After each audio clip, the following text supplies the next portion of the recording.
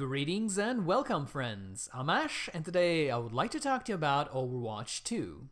When Blizzard first announced Overwatch 2 back in 2019, their vision for the game included a plethora of co-op focused missions that would finally let us learn more about the world and its characters, an MMO style talent tree to help us customize each hero and their playstyle to our liking, as well as more of everything we've come to know and love from the original game. It was exactly what me and a majority of the player base were asking for ever since the first PvE event arrived alongside a Halloween Terror update. So the question back then was, how could this possibly go wrong? Well, as it turns out, in a myriad of different ways, as the freshly released version of Overwatch 2 is not even close to what was promised 3 years ago. It can barely even be considered an expansion, let alone a sequel, as all it really brings to the table is 3 new heroes, a new game mode alongside a couple of new maps, a new monetization system, and an assortment of balance changes. All of this is stuff that we could have received through the usual seasonal updates had Blizzard not prematurely abandoned the game. Yet, despite the disappointing amounts of new content, I still found myself falling in love with Overwatch 2 as the core gameplay is so incredibly polished and varied that it is hard to stop playing once you really get into it. So if you're curious about what exactly makes Overwatch 2 so enthralling, as well as how it all compares to the original, allow me to share with you my thoughts after quite a few hours exploring all of its game modes and characters. The biggest difference between Overwatch 2 and the original is the simple fact that the matches are now 5v5, with each side now only having access to a single tank. In order to compensate for this, all of the tanks have been super buffed and are now capable of spearheading each assault without worrying about being blasted apart in the span of a single second. Additionally, Blizzard has taken away many of the shields players have come to rely on, thus forcing most tanks to manage their health through the clever use of powerful defensive cooldowns.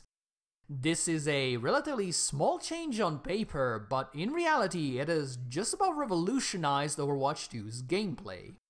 Right around the time I got sick and tired of the original, the predominant strategy in competitive play was stacking defensive abilities and drowning your opponents in an endless sea of shields. This resulted in not only repetitive gameplay where you were just shooting at one shield after another, but also a meta where individual skill barely mattered compared to your team's ability to coordinate ultimates. Needless to say, that wasn't exactly fun as a DPS or support player, so I am beyond delighted to see Overwatch 2 shift the focus from fighting objects to fighting players. Thanks to the reduced amount of shields and the lack of a necessity for players to stack up, it is also much easier to parse what's happening in Overwatch 2's fights.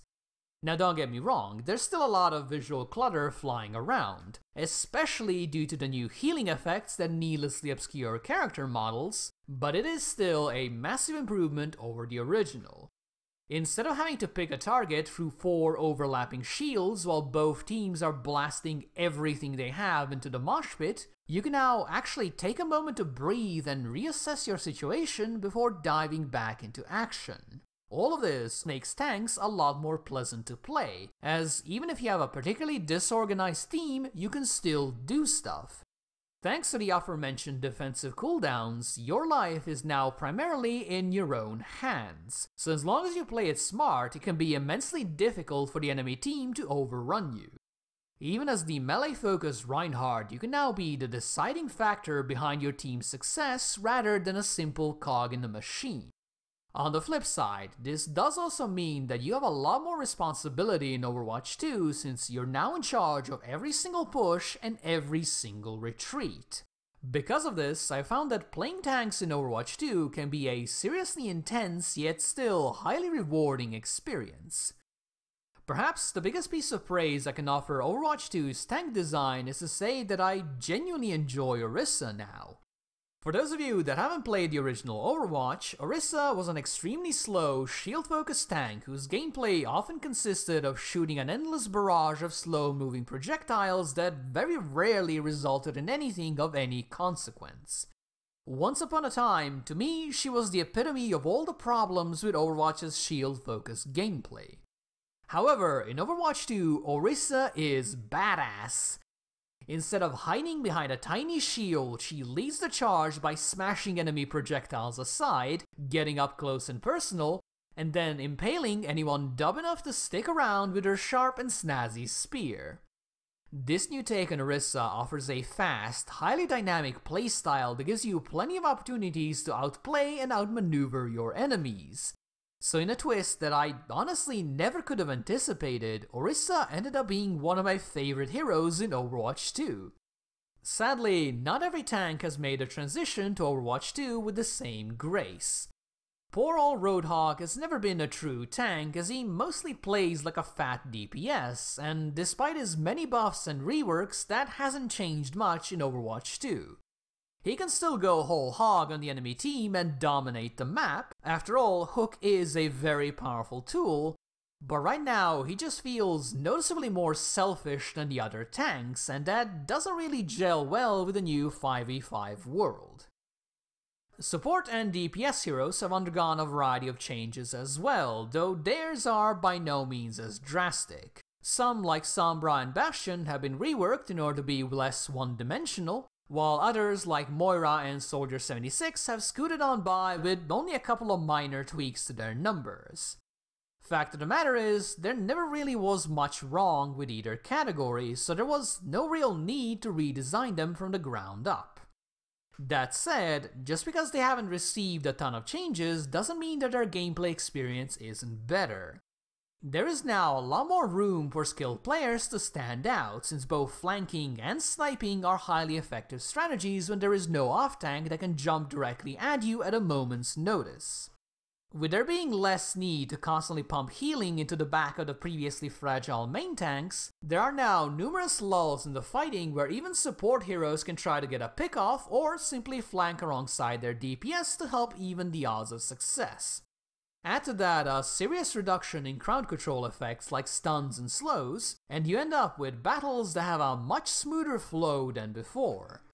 Things can still go from zero to pure chaos in the blink of an eye. The ultra fast-paced nature of Overwatch really hasn't changed much in the sequel, but with less players, less shields, and a focus on smaller skirmishes, I very rarely found myself getting lost in the action, unlike in the latter stages of the original.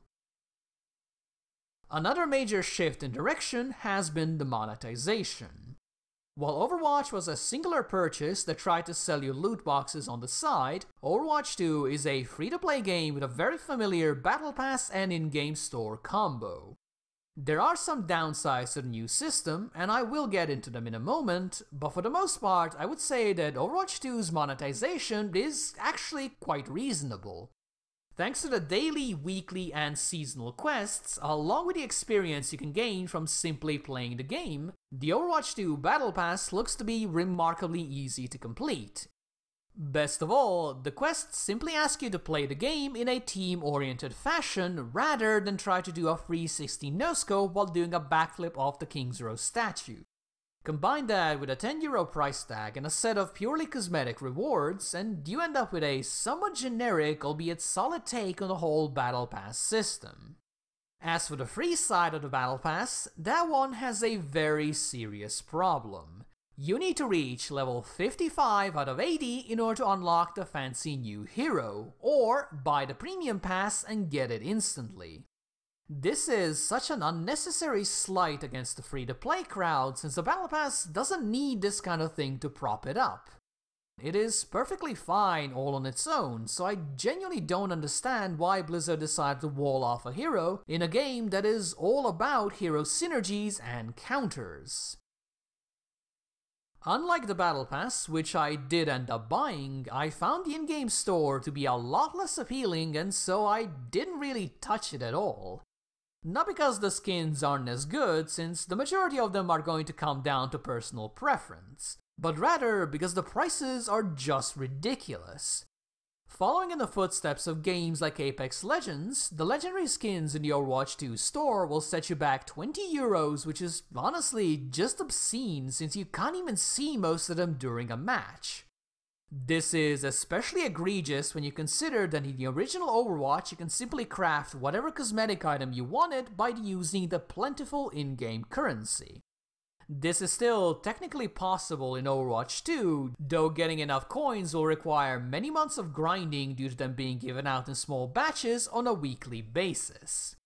But, and this is a very big but, all of these things are purely cosmetic and thus completely optional. Besides the newest hero that does require a bit of grinding, all of the excellent gameplay in Overwatch 2 is free for every single person to enjoy. So even though some of the prices may be insane, I honestly can't complain too much since I am perfectly content to just buy the occasional battle pass, ignore the rest, and just focus on enjoying the hopefully sped up and free content updates. Speaking of new heroes, Overwatch 2 has brought with it 3, one from each category. Sojourn is a medium-range DPS that can zap people with a railgun. Junker Queen is a fast and aggressive tank that clobbers people with an axe, while Kiriko is a ninja-themed healer that is accompanied by an adorable spirit fox. Much like the rest of the cast, all of them are well modeled, have excellent voice acting, and are a great deal of fun to mess around with. Whether they are balanced or not, only time will tell, but whatever the case may be, I feel like they are solid additions to the roster and a trio of heroes I'll happily keep playing for a long time to come. The new game mode, that one I'm not quite so sure about. Push is essentially escort where both teams compete over the same payload. And while that is a great concept, I don't think Blizzard has managed to nail the numbers just yet. If you find yourself dying at the point, the run back feels like it takes an eternity due to the distance involved, which, combined with the relatively slow speed of the payload, frequently results in stallouts that favor whichever team won the first fight and got the ball rolling. Push does have a lot of potential since it is an incredibly dynamic game mode that supports all sorts of strategies, so I am fully expecting it to become a fan favorite after a couple of updates. But for right now, it's a bit messy. As for the new maps all of this takes place in, I'd say they're on par with the better half of the original's roster. They're very easy on the eyes, filled with little details and touches of personality, along with plenty of flanking routes and high grounds to fight over. As such, they've really been a blast to mess around with. Whether that will still be the case once a meta develops and people figure out the dominant strategies, that I am afraid is way beyond my grasp, but I am happy to say that there is no Paris-style map where the lobby collectively groans whenever it shows up. The final thing I would like to touch upon is the UI, which, aside from a couple of bizarre omissions, has been a solid improvement over the originals. Taking pointers from Apex Legends, Blizzard has added a highly useful ping system that lets you coordinate targets and decide on strategies with your team without speaking even a single word.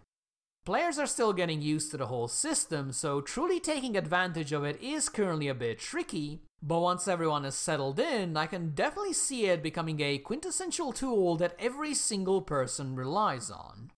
I am also pleased to report that Blizzard has finally added a proper scoreboard. It is still missing a couple of useful tabs like damage taken and healing received, but even so, being able to compare yourself to your friends and foes is a very handy tool for self-improvement. However, instead of simply adding long-requested features to the UI, Blizzard has also chosen to remove some, notably the medals, the hero cards at the end of a match, as well as the whole fire system that lets you know which players are currently dominating. Funnily enough, the characters will still yell about being on fire, even the brand new ones, so the system is still active, though the effects and the message just don't show up. Neither of these three are truly important features, and I can definitely understand why Blizzard decided to cut them, but to me, this seems like a bit of a mistake. Without medals and hero cards, the end of a match feels barren, for the lack of a better word. Once the play of the game is done, you are unceremoniously dumped to a grey screen telling your Battle Pass experience, and that's it. There is no natural pause to allow you to chat with others, no moment to unwind after a game. It is just over and you're immediately queuing for a new one. This whole thing honestly just feels like a change for the sake of change. As such, I really do hope future updates will bring back some of these more social aspects.